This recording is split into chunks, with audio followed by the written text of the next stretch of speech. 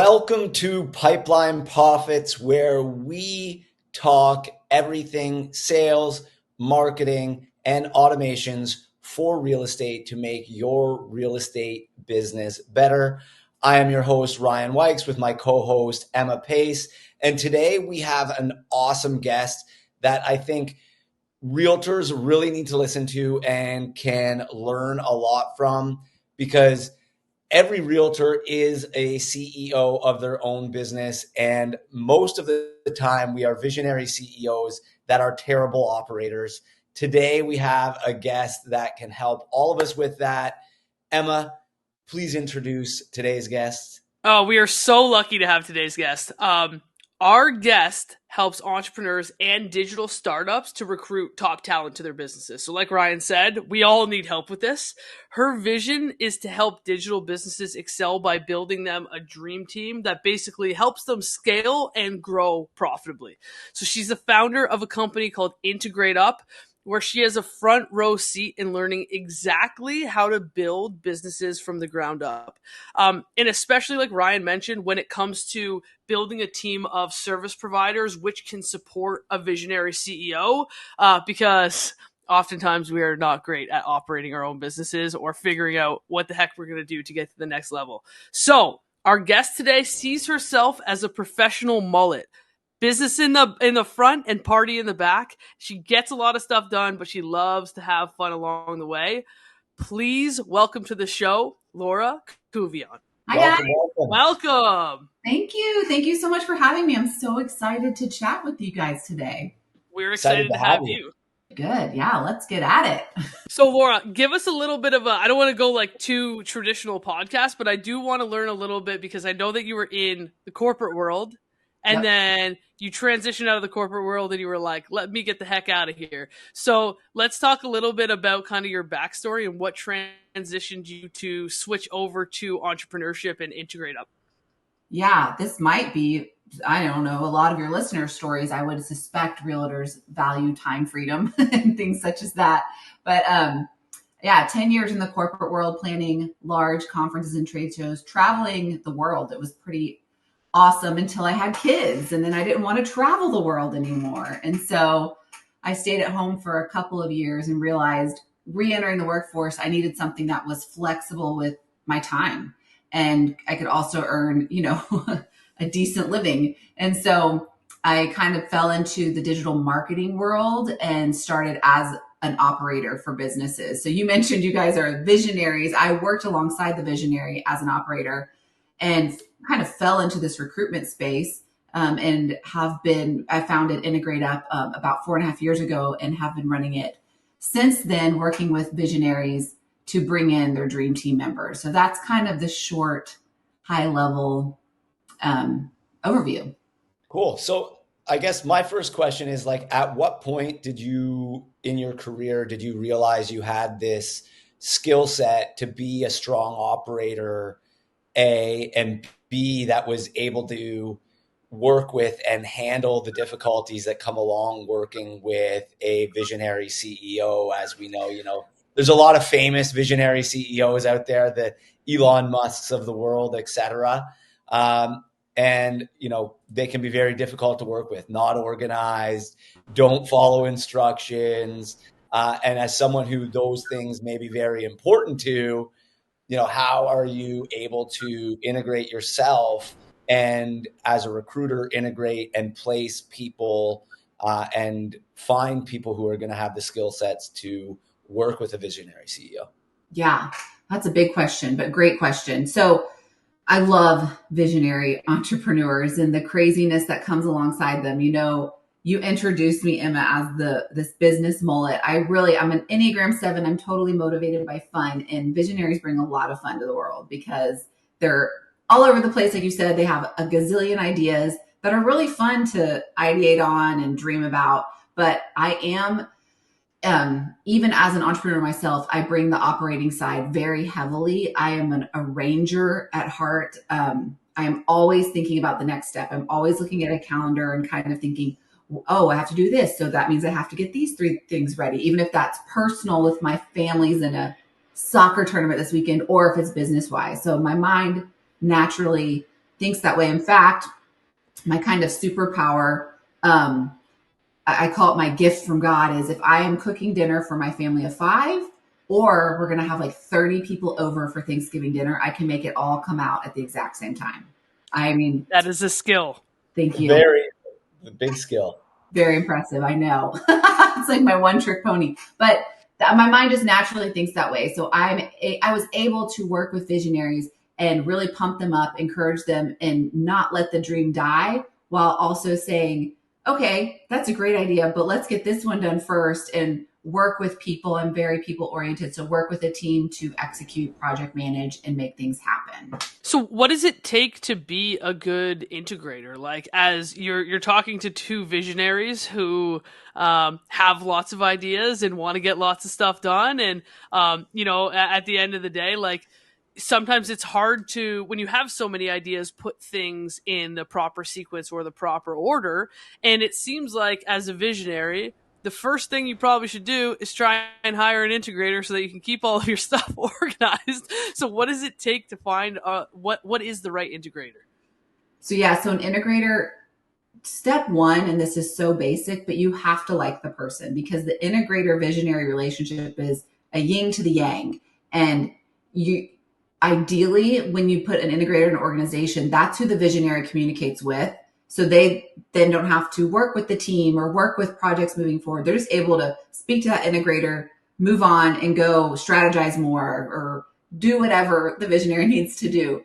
And so the integrator, they need to get along well and have a relationship that's respectful of their roles, but also enjoys one another. So that, to me, is the cultural piece. I think that's always sometimes often overlooked. But if you get into that relationship too far down the line, you don't like each other and there isn't a cultural fit, it will fizzle.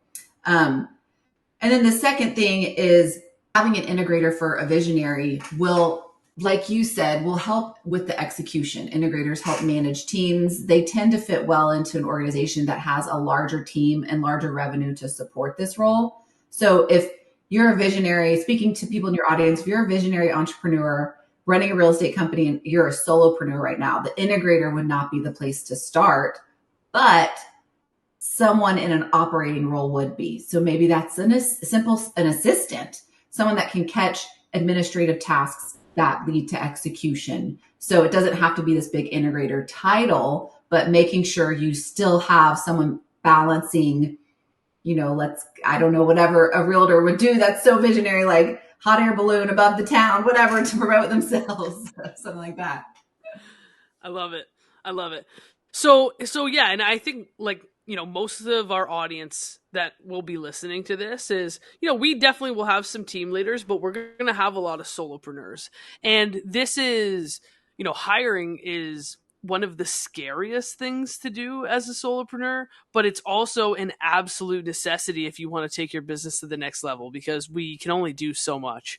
Mm-hmm. So can you give us any kind of talk points of how to build the confidence or how to set yourself up for success to be able to hire your first, whether that's an assistant or whatever, your first hire in general? Absolutely. I think hiring, there's a mindset to it. We often think, especially if you're operating solo, it's just so much easier if I do it myself. It's so much easier if I send the DocuSign to the client, if I meet them here, do whatever needs to be done as a realtor. But those things add up to a lot of hours.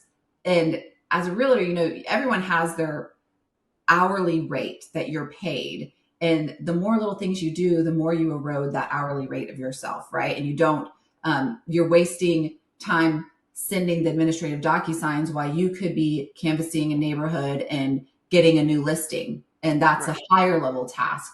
And so I would say for those that are hesitating, it's a mindset. When you can bring someone on your team and start delegating, it's not just a function of delegating. Delegation makes you powerful. The more you can get off your plate, the more powerful you will become in your role and running your business, and you will feel empowered yourself. But then the person on your team will also feel empowered, and they will start doing a better job. Oh my goodness, Emma trusts me more and is allowing me to do these tasks. I'm doing them well. I'm receiving positive feedback. It turns into a loop. And so the employee, the contract worker, the team member starts doing a better job, accelerating at their job. you start feeling momentum. I'm delegating. This is getting done. And now in an hour, I got a listing and all this administrative task work done. And so you have all this happening, and it turns, I've seen it, I've felt it myself. It becomes an addiction. What else can I get off my plate? What new team member can I hire? Because then it just expands opportunity for you as a CEO. And that truly, you can't grow a business without people. At some point, you just can't. You will hit your ceiling. There is no way, and especially, we have so many automated tools, so much AI out there. That's all great. And that can help expand a business further than it could 10 years ago, but people are necessary. That's a great point. Do you have a basic formula or something you use? Because once again, a lot of realtors are solopreneurs, and a lot of them from a profitability standpoint are always afraid to make that first hire. They're like, and I ran, a big brokerage with 300 agents, and I would always push them go hire a VA, go hire an assistant. And they'd be like, oh, I can't afford it, or I don't make enough money. And these are people that, are saying they don't make enough money, that make $250,000 to $500,000 a year. And they're worried about paying a VA $10 an hour. Right. What would you say to people like that to kind of change their mindset around, and when is the time that you think in terms of, hey, you're making $100,000, go spend 10 of that to take X amount of hours off your plate, or 10% of what you're making, or 20% of your making? Do you have a general rule there, or what would be your advice to solopreneurs listening who kind of are like, and I did this myself. I was like, oh, I need to make a little more money. I'll hire someone next year. I need to get a little bit more profitable. I'll hire someone next year. And by the time I hired, I was almost making, $600,000-$700,000 profit, when a salary was only of a good person was only 10 to 15% of what I was making. Yeah. Yeah. I'm going to go operator here on you, because there is a systematic way to do it. And first I'll start with it. Hiring people hurts before it feels better. So if you do make that decision, this person is not going to ride in on a unicorn with a rainbow coming out of their tail. It's going to be hard. The first 90 days, this person's going to have to learn from you first, then do whatever you taught them and make mistakes, and you will have to correct them. And then they'll do it again and they'll get it right. And then they'll get it right for the time they're with you. And it will be amazing, but it will not happen on day one. It will not happen on week one, and it will not happen in month one. It will take several months. But once you get beyond that point, your time will open up, your mindset will open up, everything will up level. So that's one. You have to understand, oh, they're talking about this on the podcast, I'm going to do it, and next week's going to be amazing. No, it's not. Next week's probably going to feel a lot worse. But the systematic way to prepare to hire, especially your first person, but anyone, is step one, do a time study. These are painful as well, but it's a great tool. I'm sure CEOs, it's not for people I haven't invented this. You can do it on a simple piece of paper. You can do it in your phone, on an app, whatever, but every 15 minutes, ideally, at least 30, you write down what you were doing. Do that for 2 weeks and then categorize what you were doing. Was it strategic? Was it tactical? Or can you delegate it? Do I need to keep it? Whatever categories you want to assign to what you've been doing. And then you add it up and you just make a list. All the tactical things you can turn over to administrative assistant. So you have then a rough job description, or responsibilities associated with the role. And then at the same time, in order to feel good about the risk, and Ryan making $600,000, I could have easily spent 50 on a full-time assistant. But while you're doing it, you're working. You need to get the next deal to bring in the next check. What if the next deal doesn't come? So saving up, let's say it's a $50,000 person. Okay, let's do math, make it a little bit easier for myself. Let's make it like a $36,000 person. That's three grand a month. Saving up $9,000 gives you a 90-day runway. Yeah. So you have the savings, and it doesn't hurt if that one listing doesn't come in the way you thought it would close or whatnot. And so saving up 3 months, doing the time study, then you've kind of done your due diligence. You are prepared, and your mental space is ready to go in and know it's going to take about 90 days for this acceleration to happen. Yeah, I think the time study is such a great piece that, visionary CEOs, especially like solopreneurs or small startups, they get so, entrenched in doing a little bit of everything and being involved in all tasks that they don't even realize where their time's going, and it's not best and highest use of their time for actually moving the company forward and growing the company. I mean, even Emma and I, with a small company ourselves, like we often talk about that. Like, we've got to stop doing these things that aren't highest and best use of our time because they're not allowing us to move the company forward. And we actually do like a time audit with all of our one-on-one clients to get them to see like who do you need to hire first? Because if you're making the money to be a one-on-one client of ours, you can probably afford some staff. And it's like, what can we take off your plate to get you doing the things that are the best and highest use of your time to move the company forward faster and be that visionary CEO and implement the things and get the things implemented that you want to do. So I love that you brought that up, because like I've got a whole spreadsheet that I send them with, like, they then rank the things, how much they enjoy it. They also rank like, is it in their zone of genius? Is it in their zone of excellence, zone of competence? And it's one of the best tasks that I do with our clients that make them realize, holy crap, I'm spending like 60% of my time doing shit I hate or that I'm not good at. That's like a $10 an hour task. Oh, for sure. Oh, that's so true. And even taking it one step further, it's so powerful. But something I've been leaning into lately is, so when you have that time study, you can see little things you're doing. And yeah, $10 hour task, it helps you hire. But even fast forward 6 months, you've done the time study. We all have meetings that end early, podcast interviews that end early, whatever. And we have these little tiny slivers of 10 or 15 minutes of time.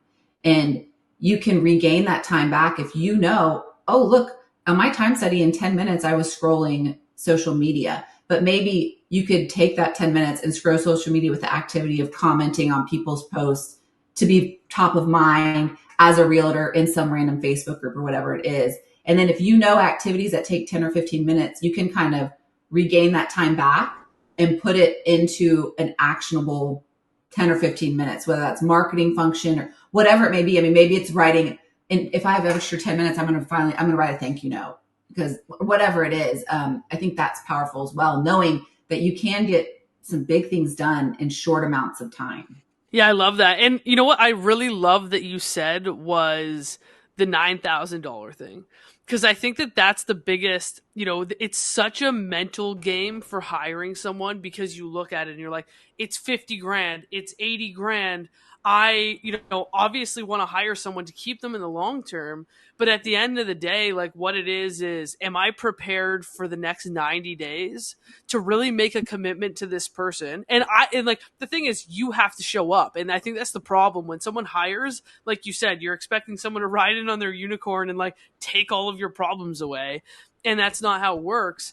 But I think we also mentally overcommit to like what it is that we're bringing this person on for. So we're making a $50,000 or $80,000 mental commitment when really we should be making we should be dividing it by 12 and then timesing it by 3 and going, this is what I'm willing to invest this into it to see if it works out. And this is like, I'm going to give my best every single day to communicate with this person and to make sure that they have a clear roadmap and KPIs and all of that kind of stuff. And I think that 12-month mental commitment holds so many people back because they think that they have to commit to this for so long. Like, it's not necessarily a marriage. Like, obviously when you hire somebody, you want it to work out, but we're all grown-ups here at the end of the day. Like, many hires don't work. Yeah. You can fire them, right? And I think we don't think that way as solopreneurs. It's like we look at the annual salary and think we're making that commitment right away. And often people don't work out, whether it's you or whether it's them. But I know, when I tried to hire my first assistant, it took me like 4 times to get it right. Now, listen, it was all my fault. And I realized that, like, I didn't have SOPs in place for them. I didn't know how to set KPIs. I wasn't a good leader at that point.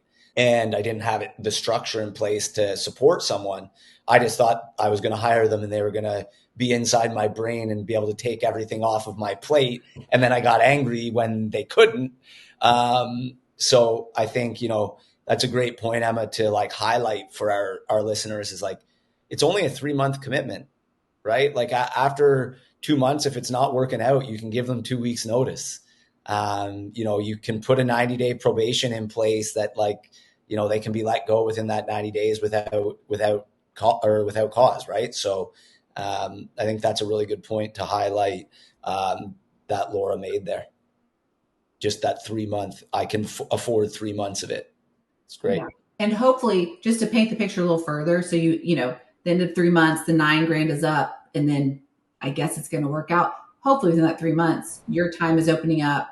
You're doing bigger picture activities or higher level activities rather. And you've gotten a listing you wouldn't have gotten otherwise, or you sold a house quicker than you thought, or whatever it may be. And so then the revenue starts coming in faster, quicker, because you're focusing on that more rather than the tasks you just passed off. Can I ask you something about, so I'm a solopreneur, I'm listening to this, I go, cool, all right, I love it. I got my 3 months set aside. I know what I'm financially prepared to commit to, but this is my first hire. So I'm going to go out and I make my first hire.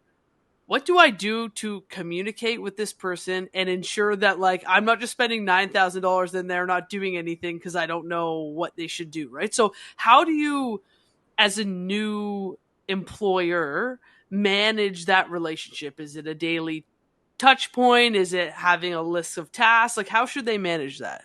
Yeah. So whether you're the solopreneur or you have a team of 10 people and you're bringing on your 11th, or you're an organization with 4 levels deep, the new report should always meet with their manager daily, every single day, minimum 30 days, optimally 90 days, every single day. And the beginning, it's an hour. And as a solopreneur, it's okay to be completely honest and transparent and say, this is the first time I've done this. So we're going to kind of figure it out together. And, when Ryan, you've hired your first assistant and you didn't have any SOPs, it's okay to say, I don't have any SOPs, but let's record this. And then you write the SOP because we're doing this together. It's okay to say those things. And actually it might be kind of freeing because it'll provide organization you didn't have before, right? But meeting with them every day and giving them tasks to do. We have an integration phase and it walks through this whole scorecard, and the scorecard is divided into big objectives of the job. So what are your key 5 objectives of the job? These are what you're responsible for.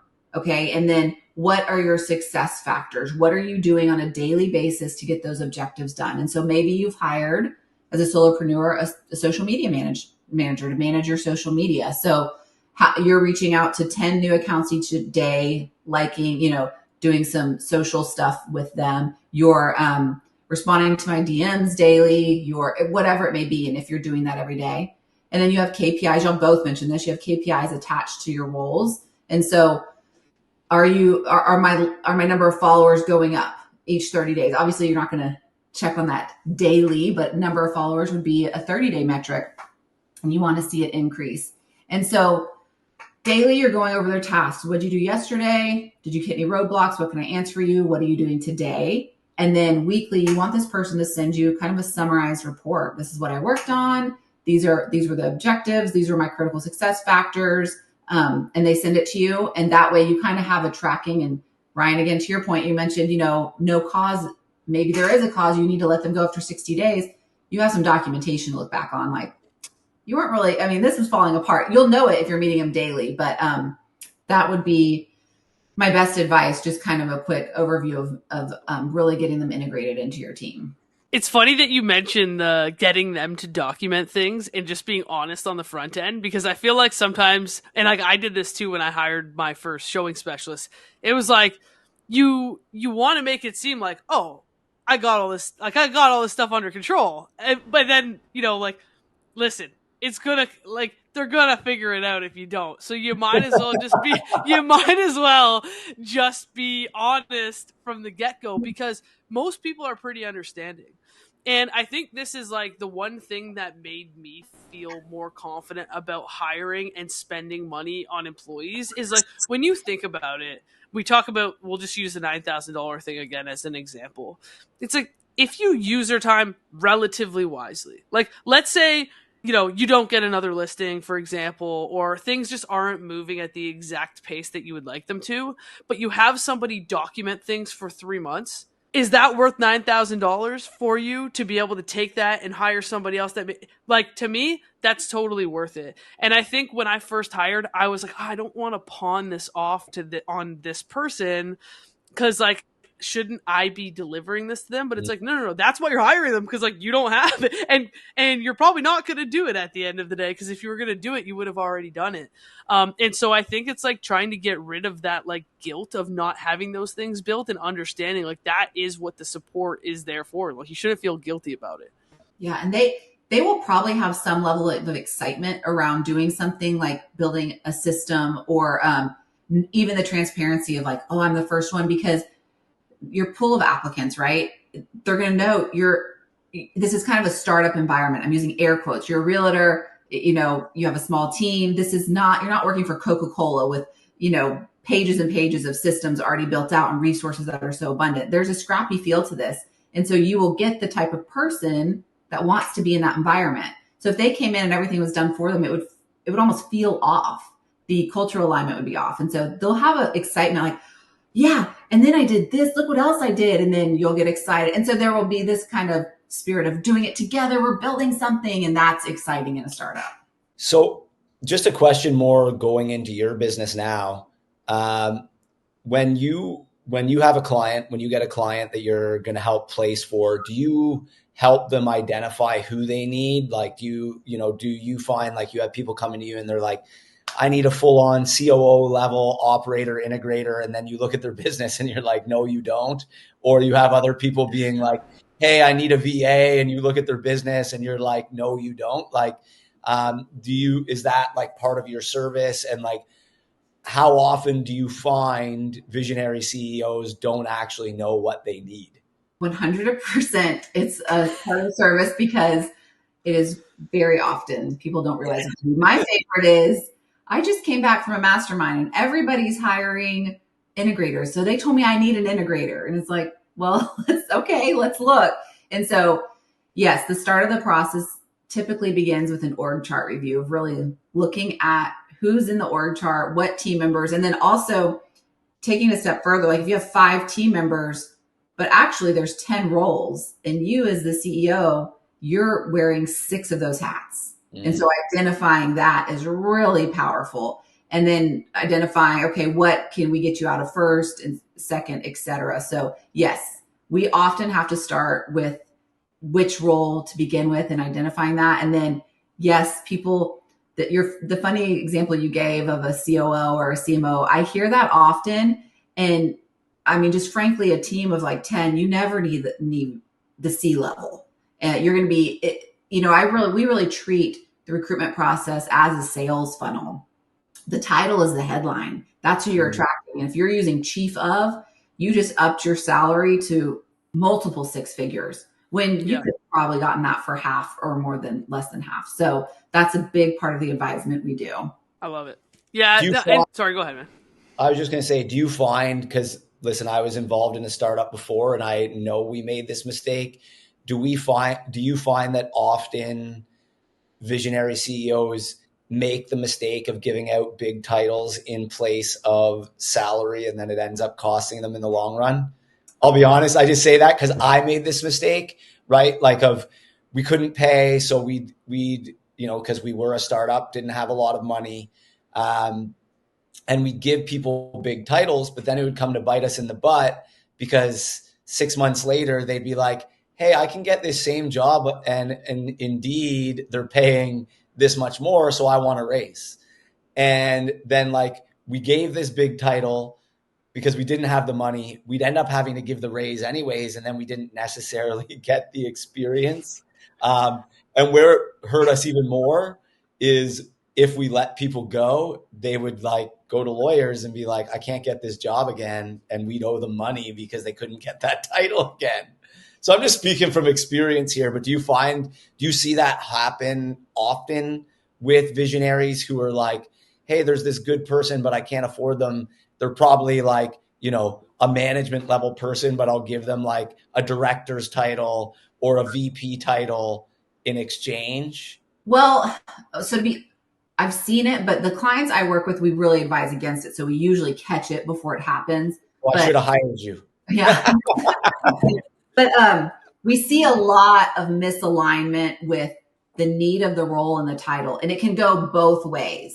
We want to attract someone good, so let's get a hefty title. Or I want an executive assistant, but the executive assistant has to do marketing director tasks. I see that very often. So they want to hire a cheap role, but have these really expensive tasks and projects attached to it. It's like, there's a huge misalignment there, sir. Where's that skill set happening? Yeah. So but I've seen this both ways. The CMO, so that's absolutely. And a CMO, we want to hire a CMO, but we also want them to fix the ads when they're broken. It's like, that doesn't work either. A CMO level, they're not going to get their hands dirty like that. So yes, to your question, there's always misalignment. I want to talk a little bit about like the hiring process then. So now like we've talked about, okay, I've identified that I need somebody. I got over my fear. I know what to do when somebody comes on and like maybe how to manage them and communicate with them for the first 30 days, etc.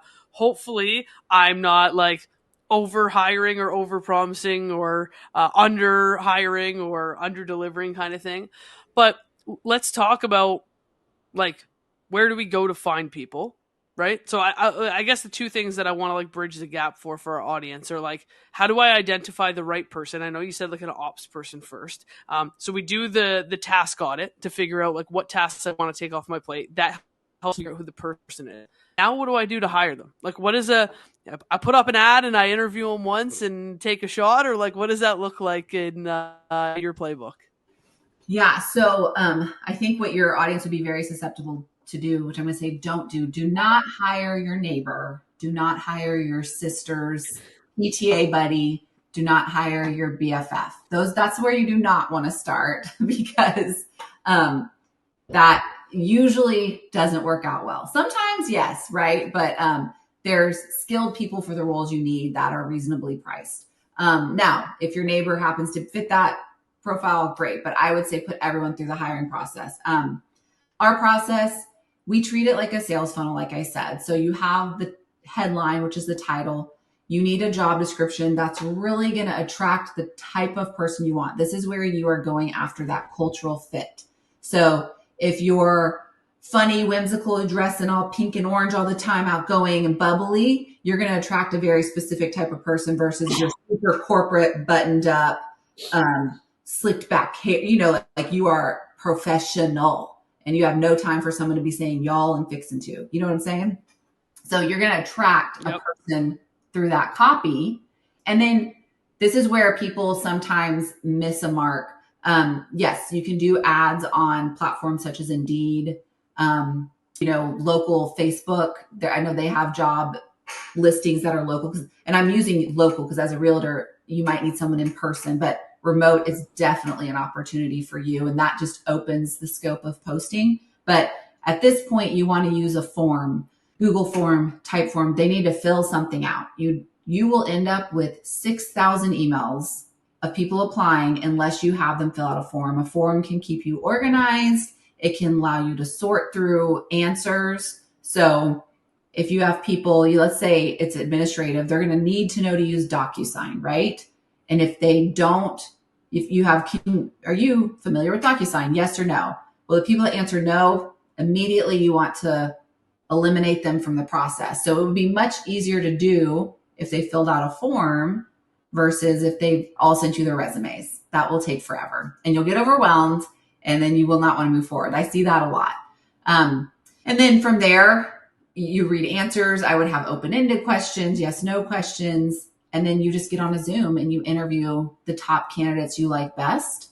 If you are a solopreneur doing this yourself, you filter them enough and you can make an offer to the person you like best, or have another realtor interview them as a second interview. If you want a second set of eyes, have a colleague you trust and admire to give them your opinion as well.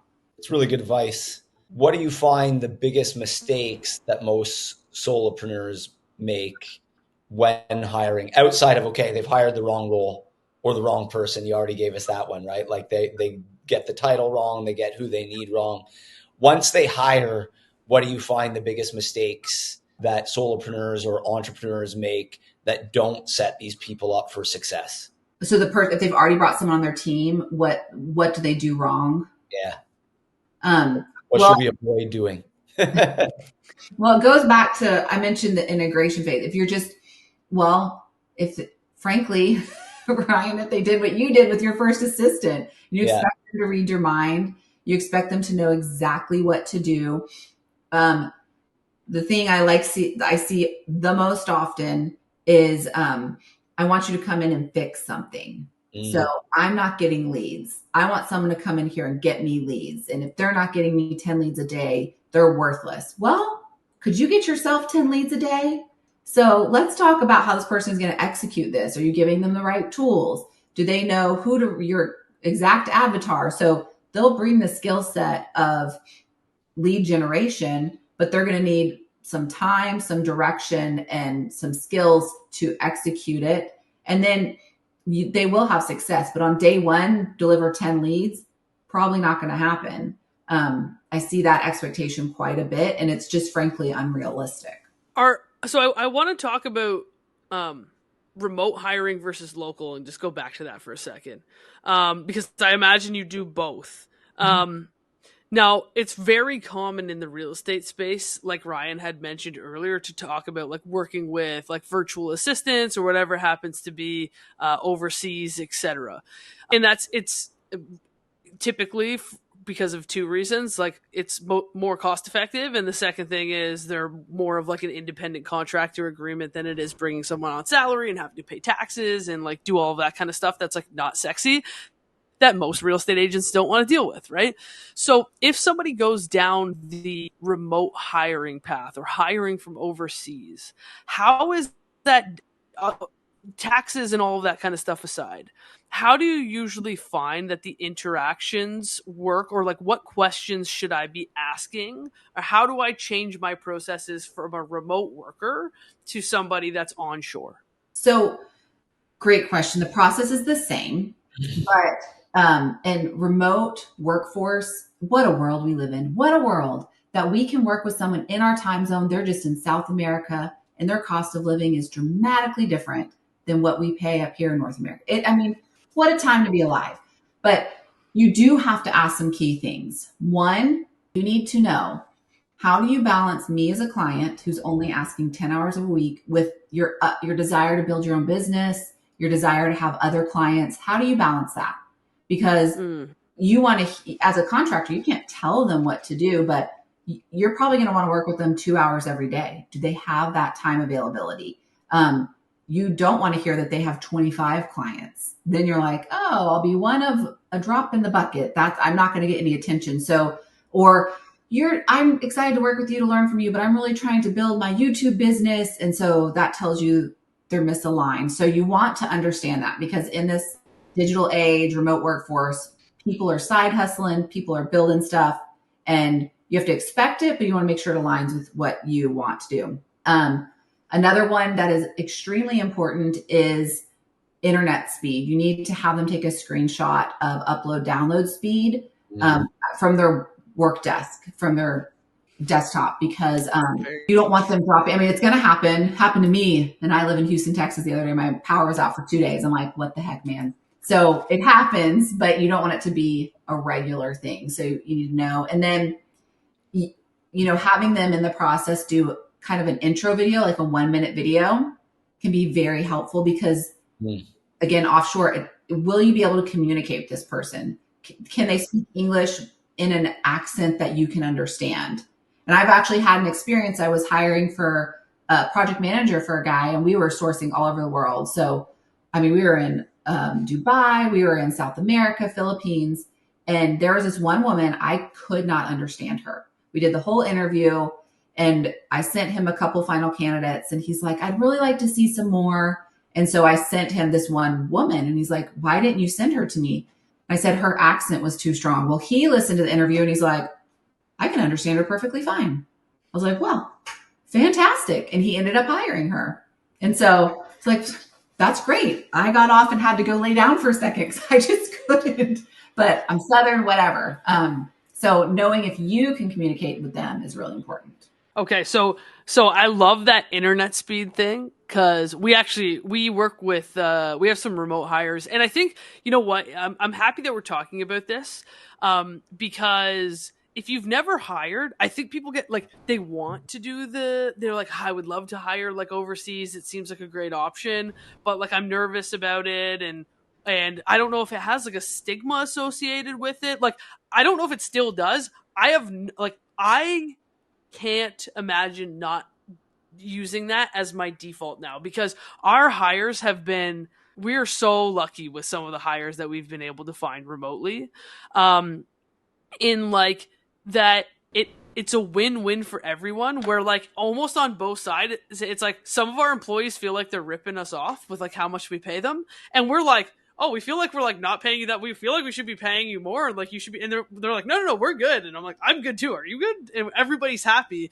Whereas sometimes when it's, you know, when I've worked with more local employees, it constantly feels like, as an employer, like I'm never doing enough, or I feel guilty, like I'm not paying you enough, or you don't have enough time off, or this, that, and the other. So I'm really happy that we're talking about like the remote hiring space, because I think for me in like the last probably 18 months, my mindset has really shifted to like that being my default. Now, I would love to get a better understanding from you. In the real estate space, it's very common for people to try hire from the Philippines, like that. Like, I don't know, that's just like the default country. Are there any? You had mentioned South America. Are there any other, like, I guess, like untapped like labor markets that you go to that would be considered like more unorthodox? Because one of our employees is from South America, and he's like 10 out of 10, like, we absolutely love him. And I'm like, I think I want to like expand more from a recruiting perspective in South America, from the success that we've had there. Yeah, the Philippines is great. It's a hotspot I feel most people know about. Yeah. One thing to consider is, I've said culture a lot on this interview, but the culture of the company, this is a generalization, but if you think about the Philippines, they're a Christian-based culture.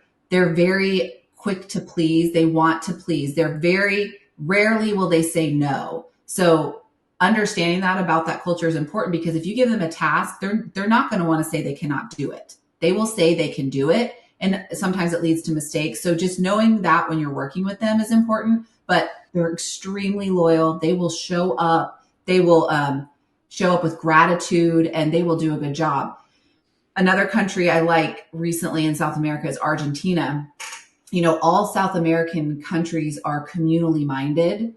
So they kind of operate in this community aspect, very different from the US, right? We're very individualistic, get what you kill sort of thing. And Argentina, of all the communally based countries, is the most, from the research I've done, the most individualistic. Now, again, this is a sweeping generalization. Someone's going to be like, what are you talking about? But they are trying to, from what I found in my experience, get jobs, better themselves, earn more money. And so their cost of living is drastically different. You can get someone with a master's that is an entry-level salary here in the States. And so you can get skilled people in finance. You can get skilled people in law. Of course, you have to be careful there because different laws in the States, but research-based project managers are abundant down there. So that is a great country to tap from, but any South America in general. It's also very inexpensive to do the recruitment process in these countries, to advertise your job postings to. And so, and what the other benefit is, they work on our time zones because we align really well, and that can be a benefit. But Europe, there's a great workforce. They tend to be a little bit less, Eastern Europe in particular. And then Africa has a remote workforce. So I wouldn't necessarily say this is a hotbed, this isn't. But understanding the culture of the company can help you understand the pool of people you're going after. you mentioned working with people stateside. I love our great nation, but yeah, I have a right to buy groceries. You need to pay me for. Groceries are going up. I need time off. It's summer. We know the things we deal with here, and you feel like you have to give up to all of them, which is true. You do, but that some of that stuff doesn't exist in other countries. Yeah, it's trying to find like that sweet spot and that balance. And I just I'm happy that we're having this conversation, because I think that like as a solopreneur, I hadn't even considered like from a remote hiring perspective. I'm like, I need to find someone who's like going to be like my local like ops manager or assistant.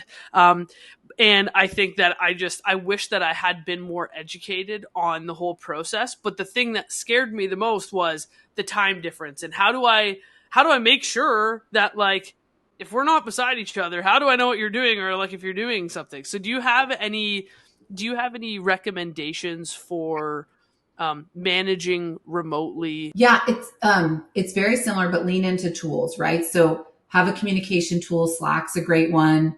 Teams, whatever you want to use there. Voxer, a way to have communication. Having a project management tool to where you can see shared tasks. There's so many: Asana, ClickUp, Trello, whatever you want to use. But so you can assign tasks to your team, your person, and they can cross it off and you can check. And then nothing replaces a touch point, so a weekly meeting. So that's really important to, again, have this face-to-face culture building time. I like you, you like me, we're on the same mission, but these are the things I need to tell you. This is, you did a great job, etc. And then another tool to take a step back is Loom is very powerful, especially for overseas. It's where I'm sure most people know, but you screen record and you're talking as you're sharing your screen. That's a tool I use very often, but I have overseas workers on my team as well. And one is in the Philippines, and she works her day, which is my night. And it's very powerful because I will send her things to do and then I'll wake up and they're magically done. But then if you don't send them something to do and you need it done, it's kind of like, oh man, I really messed that up. But it's a learning point. You're like, I'll never do that again, because the power of waking up to things done is so enormous. Again, this delegation makes you powerful. So you get into a rhythm.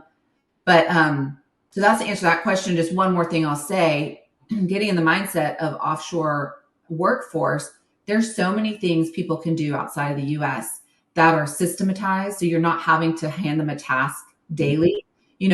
Maybe it's creating a newsletter once a week. It's uploading your podcast. It's publishing your YouTube content. There's so many things that are digitally done that would support a realtor that these people can do on repeat, and they just gets done like clockwork. And how do you feel about using like an agency versus a job board or posting yourself? Like, would you recommend for somebody that's new to use an agency because it's going to be slightly more expensive, but they may be more vetted? Like, what are your thoughts on that? So using an agency to actually hire the person, or yeah, it will be slightly more expensive, but it'll kind of be like a guide, right? If this feels like a wilderness to you, that's a little bit scary, like you mentioned, especially Argentina. What the heck? How am I supposed to reach people in Argentina? Well, someone like my company, we know how. We can do it for you, show you how to do it, and take away some of that fear and stigma attached to it, to where they'll get into a place like you, Emma, and they're like, this is so eye-opening. This is so easy. So it is a great way to take that step forward. And knowing, just like hiring a coach, like the people you work with, you have the expert beside you that has no fear, has done it, and can show you and guide you along the way. It's kind of like anything in life. Losing weight, you hire the trainer. So yeah, working with someone who's done it before. And aside from just even publishing and advertising in other countries, we've been doing it for long. We have a list of over 8,000 people that just work in this unique space. And so we promote to our list, pull from that that actually is where we get most of our applicants from, is this curated side of list of the business we have.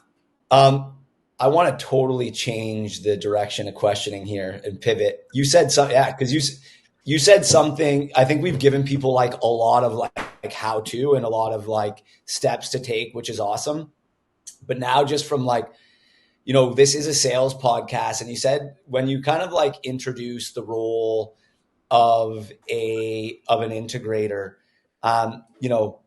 it kind of struck me like, wow, you actually have to be really good at selling, like to be a high level COO or integrator level person, you have to be really good at selling visionaries on doing stuff that they hate doing. So when you're looking for top level talent in an integrator role, are you looking for people who are, really strong communicators? And in essence, even though you probably hate to think yourself as a salesperson, you're selling, the CEO, the founder of the company who's very attached to it, to do things in a way they're not comfortable with. And when did you realize you had those skill sets? Yeah, that's a very good point.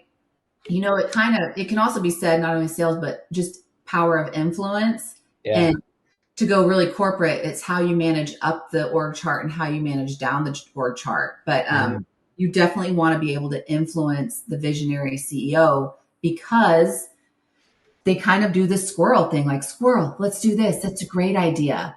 I was just on an interview with an integrator the other day, hiring for this role, an integrator, and he told the funniest story. This particular role requires the implementation of EOS. It's an operating system. You need to understand it. Yeah. So he was working for a visionary that's like, this new thing, EOS, we got to implement it. I heard about it at a conference. I'm so pumped. Let's go. And so the integrator totally implements it, gets the team going. The visionary goes off on 2 months, doesn't, whatever, traveling the world, doing his thing, comes back to a team meeting. And he's like, is sitting in the meeting and the integrator's running it, operating EOS. And the visionary's like, what's going on? What is this? Why are we doing this? I don't want to do this. We don't need these meetings. And he's like, oh my gosh, man. Yes, we do. First off, you said we do. And then I did it. And this guy like totally forgot. So having the influence in the ear of the visionary is very powerful, while also delicately letting them make their own decisions and implement these exciting ideas. And so, yeah, having this art of sales and influence is really important in that role, and being able to communicate. And so when we're evaluating integrators in particularly, how rigid are you? Are you so rigid it's going to make you mad when you set your plan and the integrator and the visionary changes plans and you can't adapt to that and flex and meet them where they're at, while also keeping your ground? So yeah, we definitely keep for that, but we definitely, test for that. But interesting you say sales. As for me, when did I realize I had sales in me? I think I've always thought of myself as I didn't, but I do. I think what it took for me on a personal level is I'm very people oriented. I connect with people. I mean, that's why I'm in this recruiting. That's why I founded this recruiting company. I love people and learning about people. It just took that final step of asking for the sale or telling them how much it costs and letting that awkwardness of like, that's how much, just rather than inserting, like, is that okay? Are you sure? Just learning the art of sales and doing it. And that's where, for me personally, on a sales level, I've been able to lean into it more. That's amazing. I mean, like, listen, at the end of the day, it's, Alex Hormozi said it. It's like, hire 1 to hire 10 and find leverage within your business. And ultimately, it's like, sales and marketing are always the fundamental skills. It's just, how are you utilizing them? And like in your case, it's like, I'm using my sales and marketing skills to find more people who can do more sales and who can do more marketing for my business to continue to grow. So I love it, because I think it's like, it's the most, or one of the most advanced ways to use sales and marketing is to recruit more people, right? And I think people think like recruiting is like this whole other like side pillar of what I need to do, and it's like completely different. But ultimately, like you said, it's like, a job posting is the same as an ad. It's a headline and it's a funnel. It's a sales funnel at the end of the day, and you need to see if someone's qualified, and if they're not qualified, they go over here because they've disqualified themselves. And it's the same thing as just like if a consumer comes through to your business, you would do the same thing. It's like you've got, how do you get leads that come into your business, and are they qualified, and should they book a call, and then they go on the sales call and they do the next thing. It's like recruiting is the exact same thing as that. So I love that you've broken it down because I think our audience is going to be able to very clearly understand that. And it's like it seems like this whole like mystical thing that people don't know a lot about, but ultimately you think about it, it's like, it's what you're already doing. It's just for humans internally within your business. Yeah. And it's reciprocal. In the beginning, the candidate is selling themselves, but as soon as you find that A player, and once you work with an A player, you can't unsee it. You will always want to work with an A player. Once you find the A player, you got to flip that switch and you got to sell them at the end. Like, oh my gosh. At one point in the recruiting process, you have to flip it and then start, I want you on my team. Here's the offer. What can I answer for you? And if candidates aren't flipping that switch, then they're not the A player. Because in the recruiting game, I've lost candidates too, right? The whole thing falls apart and you're like, oh my gosh. So there is a moment you have to flip and sell them. So that's important. Absolutely. Awesome. Well, I feel like we have a million more questions and we'd have to have you back on. But I think, honestly, you gave a masterclass for our listeners today on not only why they should hire, but how they should hire, what mistakes they should make. Where can our listeners find you, find your services? Because I know even myself, like you said it, a lot of in the real estate space, the Philippines is really, really big right now. But I know we've got a lot of coaching clients that have had problems there because, just as you said, people don't say no. So they'll tell you they're doing a task that you ask them to do, and then it never gets done, or it gets done improperly. And then the time zone is the big issue. Like, because I had VAs in the Philippines, and the time would be an issue for me because they would it was middle of the night when it was the day here, and they'd be working, but then all of a sudden they disappear for 3 hours and they'd be like, oh yeah, this happened. And it's like, nah, you fell asleep. Or and then the internet issue, that was another great tip. So obviously you're an expert in this, and I'm big on paying experts for their knowledge to get to the end game that's going to get me the best result I want fastest. And I'd recommend that to any of our listeners. So how do they get in touch with you to figure out who they should be hiring, where they should be hiring, and getting support on finding that person for their business so that they're able to spend more time selling more real estate, as you said, and making more money? Yeah, absolutely. My website's a great place to start. I'll give you more information too. So it's IntegrateUp, IntegrateUp.co, or you can find me on Instagram at IntegrateUp Online, or I'm on LinkedIn as Laura Couvillon. So, which I'm sure no one knows how to spell Couvillon. I can sing it the way I sing it to my kids, or you can just read the show notes, We will have that down below for you guys, but if you're Canadian, it's exactly how you would guess that it would be spelled. If you're American, you might struggle with it a little bit because you guys don't speak as much French as we do. Yeah, good luck. That's awesome. I want to ask you one more thing before we go, Laura. Other than potentially traction, because we were talking about EOS, are there maybe one or two books that you would recommend that a newbie reads when it comes to either hiring or managing employees that we could pass along to our audience? Oh gosh, put me on the spot of, Rocket Fuel is great for the integrator, visionary, what's it called? Relationship. I believe Buy Back Your Time. That's one I've recently read. I'm amazing. Okay. So I did say that title right. That's a great one. Also breaks it down very tactically. Some stuff we talked about today, like the time studies in there. And so if you want really what to do, and then I just started, it's a brand new book, but it has nothing to do with recruiting. I just started reading Super Communicator, which I'm very excited to learn about. Just came out this year by Atomic Habits guy, I believe, one of the habits. Yeah. And so I'm leaning into that. Just, you take your strengths and you push them even further. That whole philosophy where it goes, you can make exponential progress versus focusing on your weaknesses. So I don't know. I'm excited about that book, but that didn't answer your question. No, I love it. So Buy Back Your Time and Rocket Fuel are the two main ones, and then Super Communicator if you want to go a little bit outside the box. There you go. I love it. Awesome. Okay. Well, thank you so much, Laura. We appreciate your time. We appreciate your knowledge. And like Ryan said, it was a masterclass today. So I think our audience will get a lot out of it, and we really appreciate you. Yeah. Thank you. Appreciate you guys. No problem. Thank you.